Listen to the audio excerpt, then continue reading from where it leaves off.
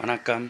நாம் இப்போ என்ன செய்ய போகிறோம்னு சொன்னால், சிவப்பரிசி மாவும் உளுந்து மாவும் போட்டு கஞ்சி செய்து பார்க்க போகிறோம். வாங்க, டேஸ்ட்டாக இருக்கும். சிவப்பரிசி மாவும் உளுந்து மாவும் அது ஏன் அது கஞ்சி நாம் சாப்பிட்றதுன்னு சொல்லி, அதில் என்ன தன்மைகள் இருக்குது, என்ன சத்தான பொருட்கள் என்ன இருக்குது, என்ன தாது பொருட்கள் இருக்குது, என்ன நன்மைகள் அது அந்த கஞ்சியில் இருக்குதுன்னு சொல்லி பார்ப்போம். மிக இலகுவாக செய்யக்கூடியது. வாங்க, என்னென்ன பொருட்கள் தேவைன்னு சொல்லி பார்ப்போம். இப்போ நாம் பார்த்தோம்னு சொன்னால், இதில் உளுந்து மாவும் சிவப்பரிசி மாவையும் ஒரு பானையில் கரைச்சி எடுத்துருக்குறோம். சிறிதளவு தண்ணி விட்டு உளுந்து மாவும் சிவப்பரிசி மாவையும் கரைச்சி எடுத்துருக்குறோம். அதோட நாம்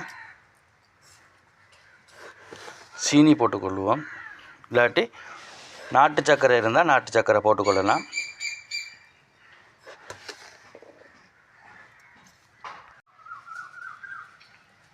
இந்த சிவப்பரிசி மாவும் உளுந்து மாவையும் நம்ம தேங்காய் பால், அதாவது தேங்காய் துருவி புளிஞ்ச தேங்காய் பால் 2ஆம் 3ஆம் பாலில் தான் கரைச்சிருக்கிறோம்.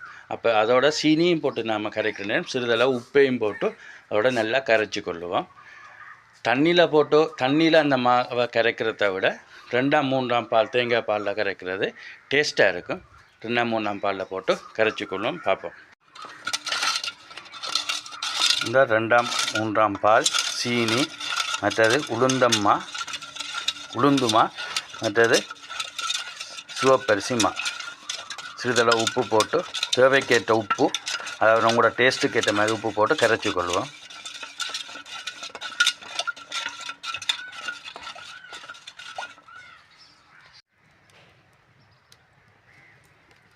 இப்போ பார்த்திங்கன்னு சொன்னால், கஞ்சிக்கு தேவையான மாவை கரைச்சி எடுத்துட்டோம். அதை அடுப்பில் வச்சு நாம் காய்ச்சுவோம். இதை காய்ச்சிற நேரம் கஞ்சியில் தன்மை கொஞ்சம் முருகி ரெண்டு மாவும் நல்லா அவிஞ்சி வந்ததுக்கு பிறகு தலைப்பால், தேங்காய் பால், முதலாம் தேங்காய் பாலை விட்டு கொதித்ததுக்கு பிறகு இறக்கணும்னு சொன்னால் சரி. வாங்க, இது கொதிக்கட்டும். நல்லா அவிஞ்சி வரட்டும். அது வரைக்கும் அடுப்பில் வச்சுருக்கிறோம். கொஞ்சத்துக்கு பிறகு தலைப்பாலை விடுவோம்.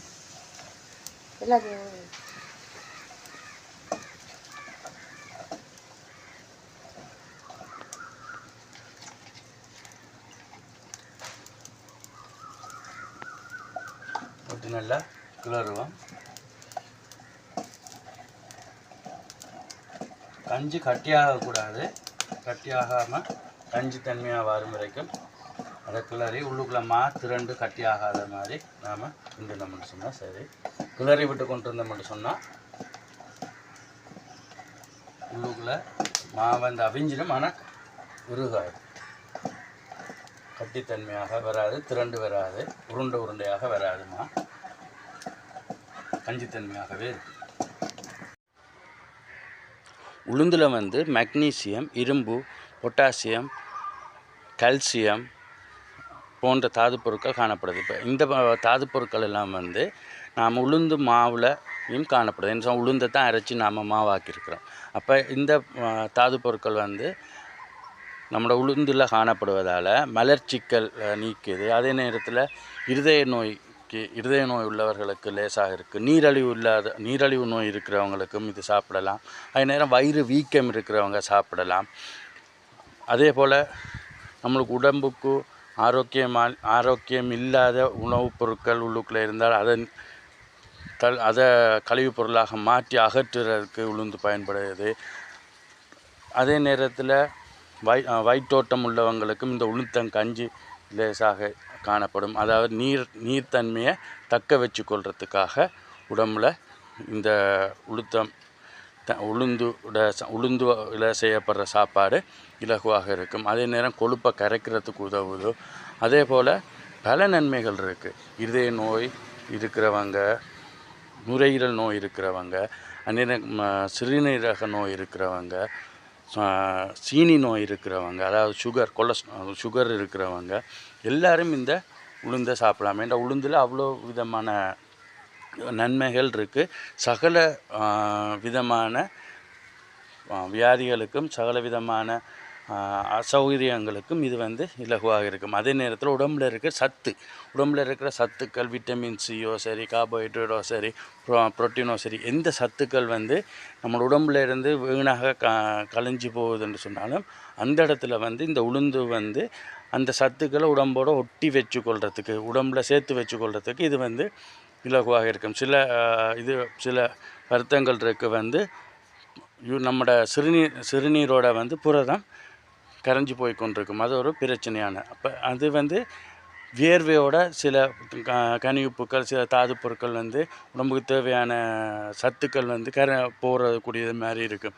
அதே நேரம் நம்மளோட மலத்தோட போகும், சிறுநீரோட போகும், இப்படி பல விதமான உடல்லேருந்து வெளியேற்றப்படுது. நம்மளுக்கு தேவையான கனிவுப்புக்களோ சரி, சத்துக்களோ சரி உடல்லேருந்து வெளியேற்றப்படும். அந்த வெளியேற்றப்படுற சத்துக்களை வந்து வெளியேற்றாமல் நம்ம உடம்போடு தக்க வச்சு கொள்றதுக்காக இந்த உளுந்து நம்மளுக்கு பயன்படுது. இந்த உளுந்தில் வந்து நாம் உளுந்து வடை செய்யலாம். அதே நேரத்தில் உளுந்தில் தோசை செய்கிறாங்க. இப்படி நிறைய விதமாக இருக்குது. இந்த இடத்துல நாம் செய்திருக்கிறோம் உளுந்தை நல்லா அரைச்சி மாவாக்கி அந்த மாவில் கஞ்சி செய்திருக்கிறோம். அதோட சிவப்பரிசியும் சேர்த்துருக்கிறோம். சிவப்பரிசியில் பயன்கள் என்னென்னு சொல்லி இப்போ பார்ப்போமா. இப்போ பார்த்தீங்கன்னு சொன்னால் சிவப்பரிசியில் வந்து குறைவான கார்போஹைட்ரேட் உள்ள அரிசாக இருக்குது. சிவப்பரிசியில் வந்து குறைவான கார்போஹைட்ரேட் இருக்குது. விட்டமின் B1, B3, B6 போன்ற தாது பொருட்கள் காணப்படுது. அயன், மெக்னீசியம், துத்தநாகம், அடுத்தது மங்கனீசு போன்ற தாது பொருட்கள் அதில் காணப்படுது. அதே நேரம் புரதம், நார்ச்சத்தும் அதில் காணப்படுது. அப்போ புரதம், நார்ச்சத்து போன்றவை காணப்படுவதால் சிறுவர்கள் சரி, பெரியவர்கள் சரி, எவரும் அதை சாப்பிடக்கூடியதாக இருக்கும். சாப்பிட்றதுக்கு நல்லாகவும் இருக்கும். மற்றது எவரும் சாப்பிடலாம். அப்போ இந்த விதமான தாது பொருட்களோ சரி, இந்த விதமான கனிப்பொருட்களோ சரி, சத்துக்களோ அதில் காணப்படுறதால இலகுவாக மலர்ச்சிக்கலை நீக்கும். அதே நேரம் வந்து கொலஸ்ட்ரால் குறைக்கக்கூடியதாக இருக்கும். சுகர் பேஷண்ட்டுக்கு நல்லது. அந்த நம்மளோட சுகரை கட்டுப்படுத்தக்கூடியதாக இருக்கும். அதே நேரம் ஹார்ட் பேஷண்ட்டோ சரி, சமீபாட்டு பிரச்சனை இருக்கிறவங்களோ சரி இதை லேசாக சாப்பிடலாம். மலச்சிக்கல் இருக்கிறவங்க சாப்பிடலாம். இதே நேரம் இது வந்து இலகுவாக சமீபாடு அடையக்கூடியதாக இருக்கும் இந்த சிவப்பரிசி. அப்போ இந்த சிவப்பரிசி மாவையும் உளுந்தில் இருக்கிற தன்மையும் சேர்த்தான்னு சொன்னால் நம்மளுக்கு நல்ல ஒரு சத்தான ஒரு உணவு இருக்கும். அந்த இடத்துல நம்ம சீனிக்கு பதிலாக உப்போடு சேர்த்து சிறிதளவு மிளகாய்த்தூள் இல்லை, மிளகுத்தூளை நாம் போட்டு சாப்பிடலாம். அதாவது எங்களுக்கு சீனி விருப்பம் இல்லை, எங்களுக்கு ஸ்வீட்னஸ் விருப்பம் இல்லை, எங்களுக்கு இனிப்புச்சுவை விருப்பம் இல்லை என்று சொல்கிறவங்க அதோட சிறிதளவு மிளகுத்தூள், அதே நேரம் சிறிதளவு பூண்டும் சிறிதளவு மிளகுத்தூளையும் அதோட போட்டு அவிச்சு அந்த கஞ்சி காய்ச்சி சாப்பிடலாம். அதுவும் மிக நல்லது. ஏண்டா இனிப்புத்தன்மை விரும்புகிறவங்க வந்து சீனி போட்டு இல்லாட்டி நாட்டு சர்க்கரையை போட்டு சாப்பிடலாம். இனிப்புத்தன்மை விரும்பாதவங்க வந்து பூண்டும் மிளகும் போட்டு சாப்பிடலாம். அப்போ காலையில் எழும்பி சாப்பிட்ற நேரம் மிளகு வெள்ளைப்பூண்டோட சாப்பிட்டுட்டு போகிற சில பேருக்கு வந்து கொஞ்சம் ஒரு ஒட்டாக இருக்கும். அதாவது விருப்பம் இல்லாத மாதிரி இருக்கும். என்னென்னு சொன்னால் காலையில் மிளகு வெள்ளைப்பூண்டோட ஒரு கஞ்சி சாப்பிட்றோம். அந்த மாதிரி நேரத்தில் நீங்கள் கொஞ்சம் சர்க்கரையோ இல்லாட்டி சீனியோ போட்டு கஞ்சி சாப்பிட்றது சரி. மதிய நேரத்தில் சாப்பிட்றதுக்கோ இல்லாட்டி இரவு நேரத்தில் சாப்பிட்றதுக்கோ நீங்கள் வந்து மோஸ்ட்லி வெள்ளைப்பூடும் மிளகும் போட்டு சாப்பிட்டு பாருங்கள், சீனியை தவிர்த்து. இதில் வந்து சீனி இல்லை, குறைவான கார்போஹைட்ரேட் தான் இருக்கிறது, குறைவான சீனி சத்து தான் நம்மளோட உளுந்தும் பச்சரிசி இந்த சிவப்பரிசி மாவும் போட்ட கஞ்சியில் காணப்படுது. ஆனால் இப்படி காணப்படுற நேரத்துலையும் நாங்கள் சிறிதளவு சீனி போட்டு அந்த சுவைக்காக சிறிதளவு சீனி போட்டு சாப்பிட்ற மொழிய.